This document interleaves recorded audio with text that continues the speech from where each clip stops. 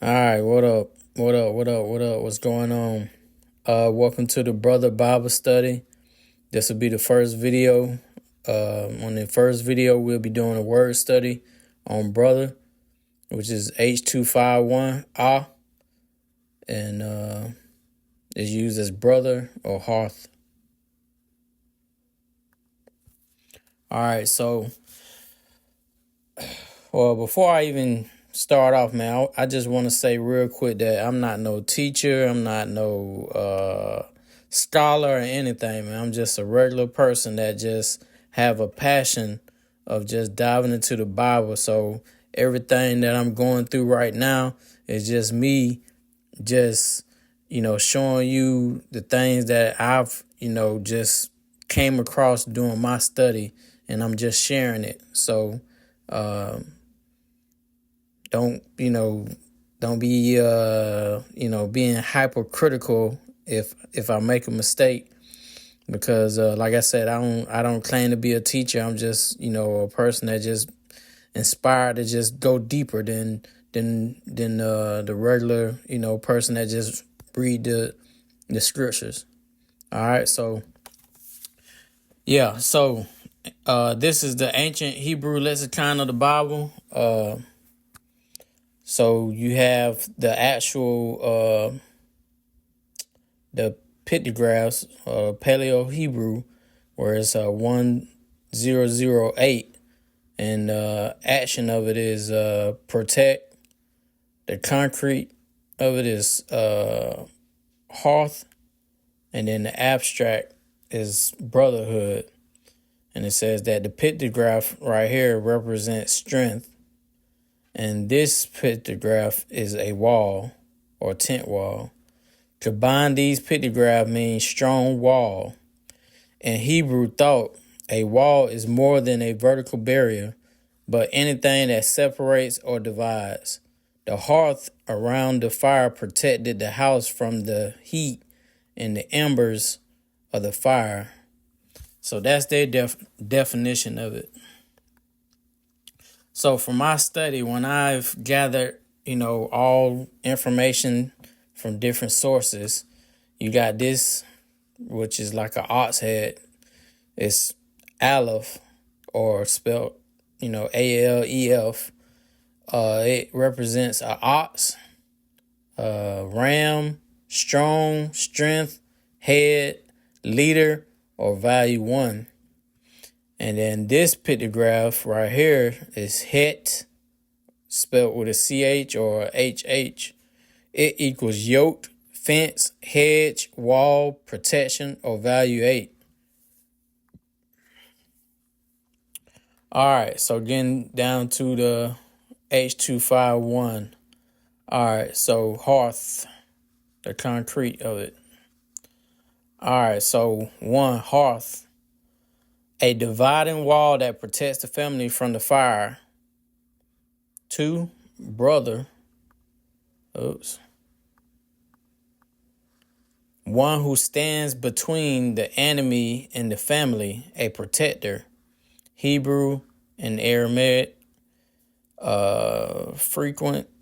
I think that's what it is. Frequent, 634 times in the KJV, and is used as brethren, brother, another, brotherly, kindred, or hearth. So you have the two definitions, which is the main definitions used is hearth and brother. And we're going to start off with H251, since that's the one that's used the most. All right. So in the Strong Concordance, H251 are a primitive word, a brother used in the widest sense of literal relationship and metaphorically affinity or resemblance, like H1. Another, brotherly, kindred, like, other. Compare also the proper names beginning with a or I.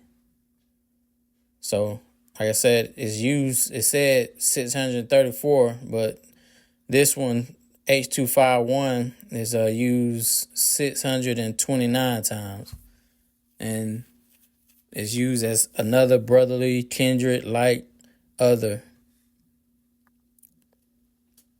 All right, so going back, we're now going to go into the H252. All right, so we're going to use the scripture for this. We're going to go straight to the scripture for H252. All right, and this is in Ezra 7:18. And whatsoever shall seem good to thee and to thy brethren, which is H252, to do with the rest of the silver and the gold, that do after the will of your God. All right, so in the Brown's Driver Bridge, H252, it says that it's Aramaic, brother, and it corresponding to H251. All right, so keep that in mind, as Aramaic. All right, so in the strong concordance for H252, same thing, then this one says Chaldee, corresponding to H251. And then it's letting you know that it only occurs one time in the KJV.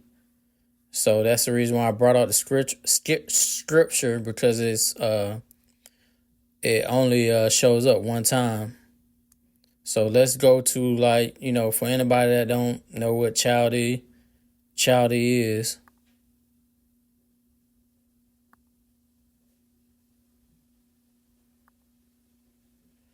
All right, so in the dictionary, you have it's a noun. The Semitic language of the ancient Chaldeans. The Aramaic language as used in some books of the Old Testament, a native of ancient Chaldea. And basically all it is that, later on in the Bible, you have Israel. They was captured by Babylon. And I believe in Babylon, they were speaking in Aramaic. So they language change in the scripture. So if you look at the original scripts, you will see that the language is in Aramaic. So that's the reason why it's a little different than the older text in the Bible. All right, so now let's go back and we're going to H254.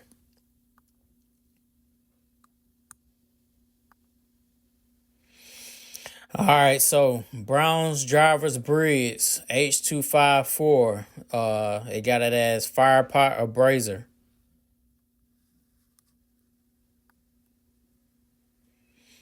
All right, so this is the strong concordance of certain derivation, a fire pot or chafing dish, or hearth.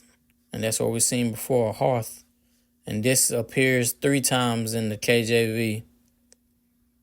So let's go to the scripture. Since there's only three of them, we'll go ahead and read them.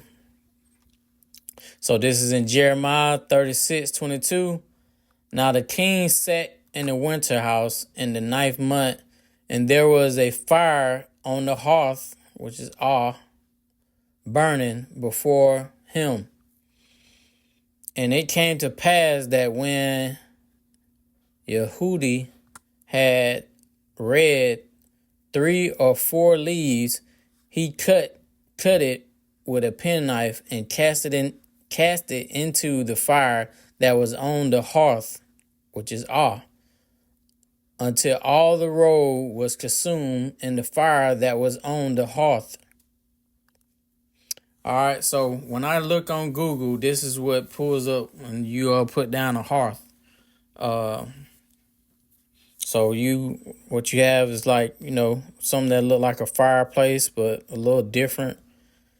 It has more of a platform up under it for this one. And I did some research to see what was the purpose of it. And it said that the sole purpose of a hearth is to protect the floor from fire damage. All right. And And also, one of the main key things about a hearth is that is it use fireproof materials such as granite, marble, brick, stones, metal, whatever the case may be. Like that's the main thing, you know. It had to have something to contain the fire to keep the fire from burning anything. All right. So I found this picture also, which is a picture from Asia, and this is their idea of a hearth, which is in the ground right here. And now we have AIs that can give you like a definition. So this is the definition of the AI when it comes to a hearth. So it says that in ancient periods, a hearth referred to a designated area where fire was built within a dwelling, primarily used for cooking, warmth, and light, serving as a central gathering point for social interaction and often holding significant cultural and religious meaning.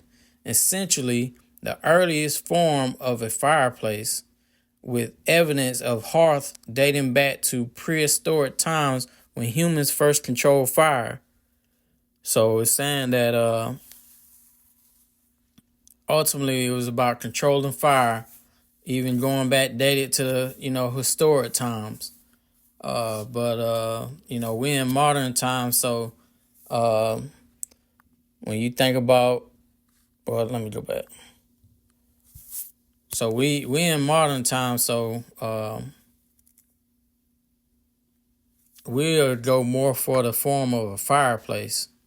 That's what we use, is a fireplace. In prehistoric times, we'll get into it. But the main thing that stood out to me was the controlled fire. All right, so now we're going to get into more translations. And this is the Tanakh. This is on page 1161. So Jeremiah, we read the one in the KJV. So this is Jeremiah in the Tanakh, 36:22. So now the king was sitting in his winter house, for it was the 9th month, and the fireplace, which is was burning before him. It happened that whenever Yehudi would read 3 or 4 columns, the king would cut it out with a scribe's razor and throw it in the fire that was in the fireplace, which is brother, until the entire scroll was burnt up by the fire that was in the fireplace. Same thing. All right. So the Tanakh has it down as a fireplace. Now we're going to go to the Robert Alter Hebrew Bible, which is on page 981.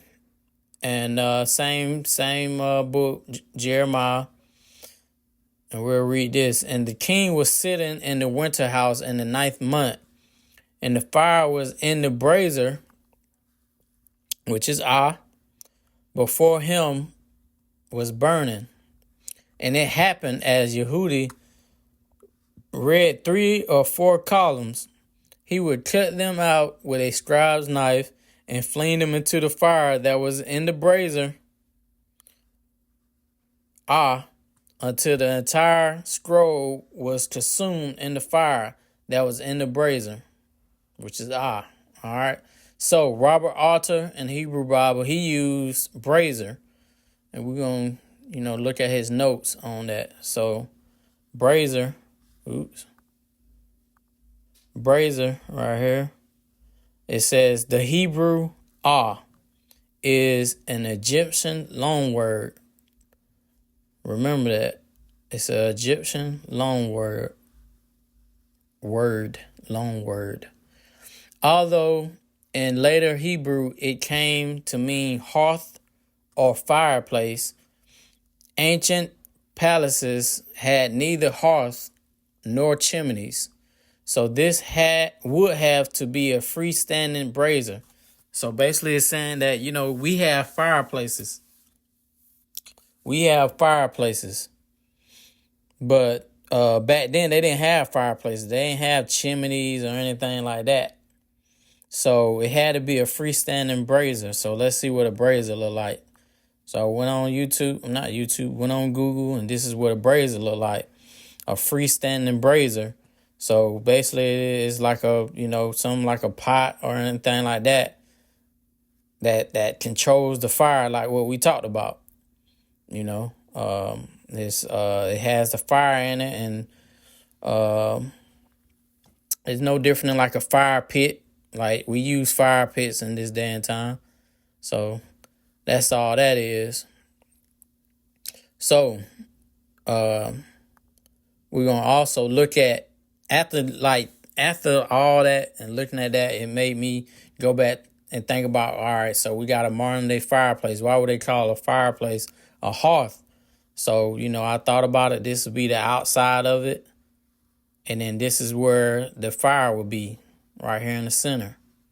All right. So I also thought about when they was talking about, prehistoric times. And I thought about campfires. All right. So this will be the hearth, where you have the rocks that are used to surround the fire in the center. All right. Just like the brazier uses the metal, and a fireplace use bricks. So this right here is using rocks. They were prehistoric times. They would have used something like this to control the fire. All right. So after thinking about that, this came to mind. So in Numbers chapter 2, God gave Israel or Moses specific instructions on how they should be formed around the tabernacle, their formation. All right, so this is a picture that someone created. And I'm not in agreement with this actual picture. This is a popular picture that's circulating around. I do believe that the people who thought of this idea was, thinking about the cross. And that's how they came up with where they was formed in this way, where they're sticking out like that, so that it can, look like a cross.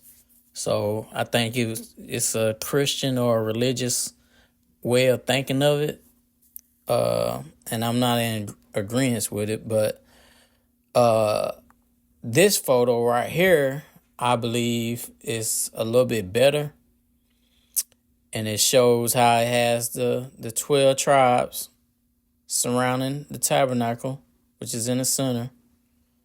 And this is supposed to be the Levites.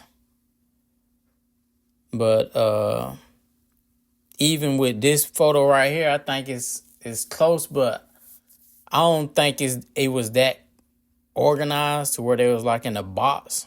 I think it will be more like this photo right here. So in this photo, it just seemed like they're not, of course they still gonna follow the instructions. Like you had Judah and the other brothers all in the different areas, but not so organized. The main thing is about just circling the tabernacle. And this will be the tabernacle, and notice the smoke coming up, because of the fire. And I just thought that was so unique that, when you think about the brothers, which is they use brothers and they use hearth, are interchangeable words. So I just thought about, these are the brothers, the 12 tribes surrounding the fire as if like, a hearth is surrounding the fire. Because, this is the tabernacle, and it made me think about the scripture in Leviticus where it says that the fire shall ever be burning upon the altar.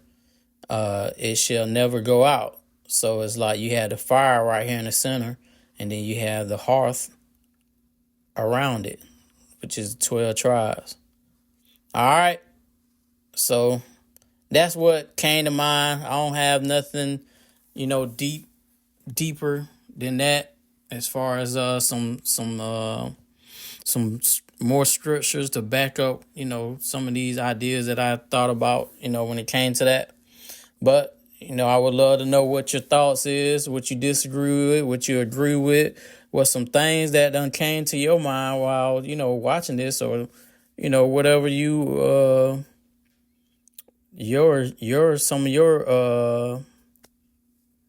some of the things that God has, showed you if you studied this before or whatever. So, make sure you leave a comment, man, and make sure you check out the other videos that I'm going to be posting up. All right. Love you. Appreciate your time.